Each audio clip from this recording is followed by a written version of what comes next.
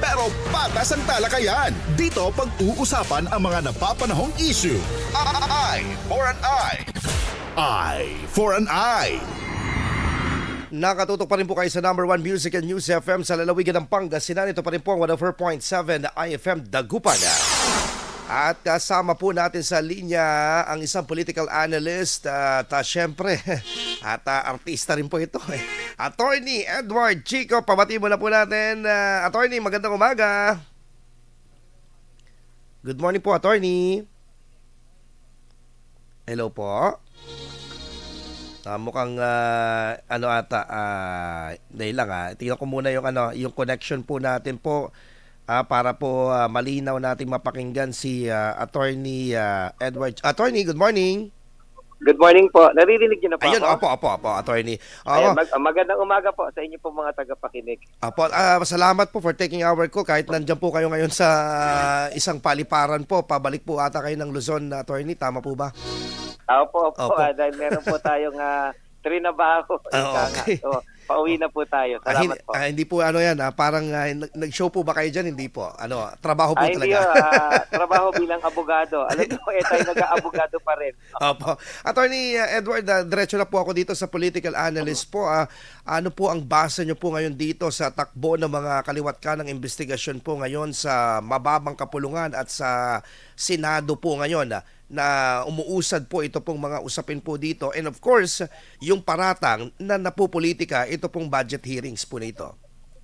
Well, una sa lahat, dalawa naman ang purpose talaga ng investigation sa Pilipinas. Una, syempre mag-imbestiga in aid of legislation. Totoo din naman yan, and in fairness, nakita ko din naman na may mga investigasyon sila na ginagawa nilang paraan para magbalangkas sa mga bagong batas. And more importantly, may mga investigasyon din sila na nagre-resulta sa pagsasampa ng mga kaso, kagaya ng nangyari halimbawa kay Alice Go.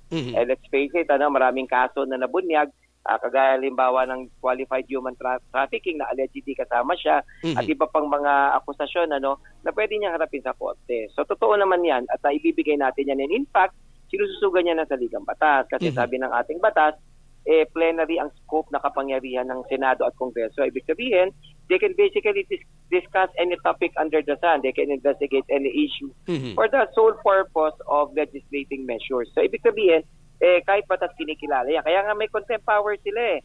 Ibig sabihin, kapag inibitahan ka, hindi ka dumalo, binabaliwala mo, pwede kang arrestuin at hulihin at ikulong hanggat hindi ka nagsasalita. Kapag ka naman nasa Senado ka na, wala sa Kongreso ka, tinatanong ka, ayaw mo sumagot, you can also be cited in contempt at ma-detain hanggang gusto mong sumagot. Maliban na lang, of course, if you're invoking your right against self-incrimination. So, binibigay na batas yan. So, on the one hand, tama lang naman yung ginagawa nila. But on the other hand, huwag na rin tayo magplastikan. Kasi marami silang ginagawa na OA, na sobra. Kasi politika lang naman talaga. Kasi kung tutuusin, may mga bagay na dapat tapos na . Pero kasi nanggigigil sila, gusto nilang gamitin ito, yung kapangyarihan na ito na ibinigay ng batas sa kanila para mang-ipit. Kagaya halimbawa ng kaso ni Alice Go, kung tutuusin lahat na pwedeng gawin dyan ay nagawa na. Maaari na nga tayo magpasa ng mga batas para maamyendahan at matiyak nating wala ng pogo sa Pilipinas. O maaari nating amyendahan ang batas patungkol halimbawa sa usapin ng pasaporte, patungkol sa usapin ng pagbibigay ng birth certificate. Kasi nababalahura kahit hindi Pilipino na i-issuean yan. So lahat na pwedeng gawin for purposes of coming up with laws, kumbaga have already been done. Kaya lang, bakit pinagpapatuloy nila yan? Kasi may mga tao silang gusto pang ipitin. Gusto silang gawin hanapin ng punot dulo para ikakay mapanagot pa yung mga gusto nilang panagutin. Bakit? Siyempre, posible na yung mga taong nadyan ay kaaway or threat sa politika. Kagaya nito kay Vice President Sara Duterte. Sa totoo lang, tama naman, nasagutin ni Vice President yung mga pukol sa kanya, and hindi niya siya pwedeng magtago dito. She cannot deny the fact that there are certain questions that need to be answered. So, kailangan sagutin niya. But on the other hand, yung panggigigil nila, ginagawa nila because let's face it, threat din naman kasi yung Ali. In fact, sa survey, inaantay ko nga yung bagong survey with all these controversies. But at least yung last survey, siya pa rin yung pinakamataas. Bagamat bumaba siya kumpara sa iba, mas mataas pa rin siya. Mas mataas pa rin ang kanyang approval rating kaysa doon sa mga kongresista at senador na bumabatigo sa kanya. So, there's the reason why they're doing that. To basically remove the possibility that she might win in 2028. Kasi kung hindi naman pinag-uusapan si si Vice President at yan naman ay talunan at yan naman ay tika nga, she can no longer pull punches. Yes. Ba't naman nila pag-aaksayan niya ng panahon, ano? Kasi kung ang purpose mo talaga ay tingnan ang korupsyon na limbawa sa gagastos ng mga pondong ibinibigay sa pamahalaan, ang dami mong dapat tingnan dyan, hindi lang siya. Corruption is a culture eh. Pero bakit siya selective? Nagiging selective siya kasi ang pinipili natin yung magagamit mo sa politika. And that's also a given. Wag na tayong magplastikan. Wag na tayong magsinungalingan pa dyan. Atty. Chico, dito po sa usapin po ng ongoing na mga kaliwat kanang investigation sa Senado kasi ito kay Alice Guho, dito sa office, sa mga budget hearing po natin po, may mga iba ang obserbasyon po nila tulad ng sinasabi nga po ninyo, bakit pinagpapatuloy pa? Meron na pong pwedeng gawing measures po dito. Pero matanong ko lang po, yung pong kapangyarihan po ng Senado and ng Kongreso ay ito po in recommendation lang po kung anong pwedeng kasong isampa sa korte po, attorney? Siyempre po, hindi naman po pwede na sila ang magsampa ng kaso kasi wala naman silang personalidad para gawin yan. Kaya lang tandaan po natin kasi ang mga binibitawan yung salita sa Senado kung ikaw ay iniimbestigahan ay under oath.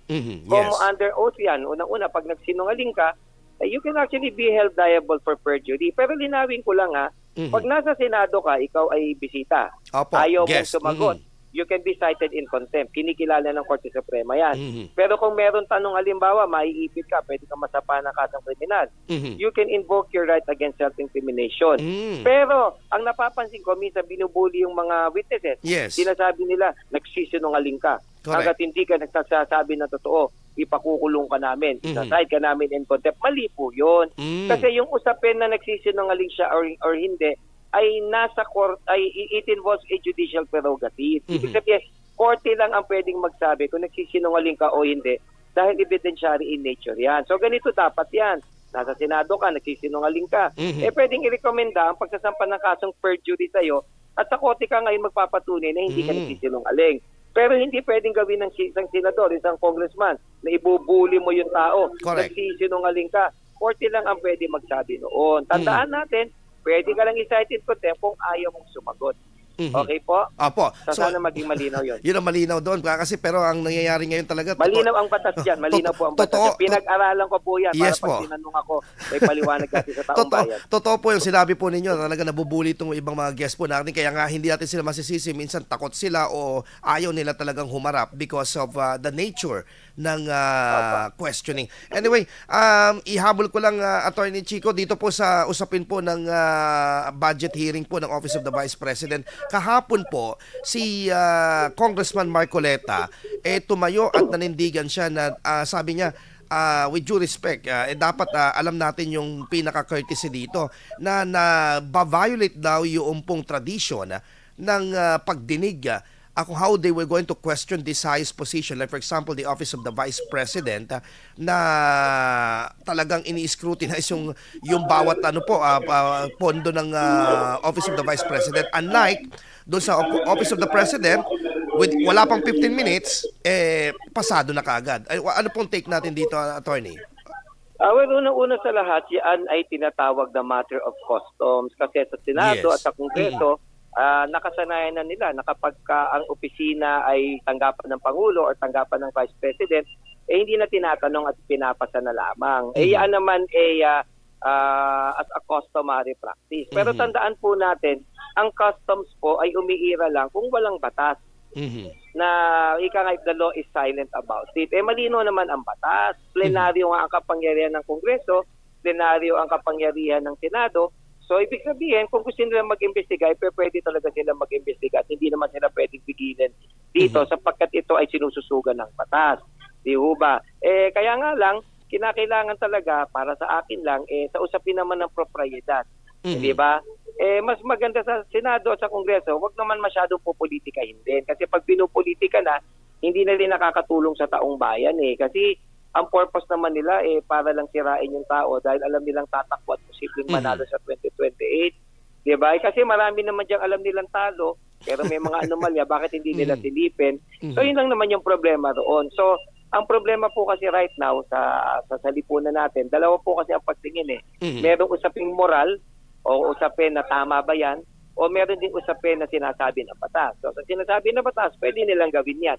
Pero siyempre, may issue ng propriedad, and that is something that should also be taken into consideration. But at the end of the day, hindi naman tama si Marcoleta na dapat yun ang magiging basehan. Pwede niya lang hikayatin. Pwede niya lang sabihin, di ba? As a matter of courtesy, gawin natin ito. But he cannot really impose that precisely because the law allows Congress to investigate anything they want to investigate or any person they would want to be made subject of their investigation. Apo. Lastly na lang po, attorney, before mag-boarding na po kayo, yung pong ano po natin po dito, naniniwala po ba kayo na may kahinatnan po itong ating pong nangyayaring mga kaliwat ka ng investigasyon ng Senado at Kongreso?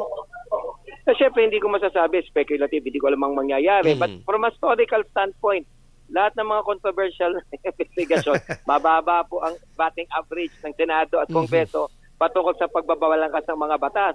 Marami ho dyan, pag nakuha na nila yung gusto nila politically, kakalimutan na at hindi na pag-uusapan. Hanggang ngayon, ay... Attorney? No, may... parang wala na... sorry po. Apo, go ahead po. So, kagaya po na sinasabi ko, is from a historical standpoint, medyo disappointing ang kanilang performance. So sana hopefully something good can be done about all this investigation. Yes. Okay, Attorney Edward Chico, isang political analyst po, and maraming salamat po and safe flight po, Attorney. Salamat po, tama-tama, pasakit ako sa aeroplane. Thank you po. God bless po. Nako, idol, yan po, at least nakahabol tayo before mag-boarding si Attorney Chico. Tama nga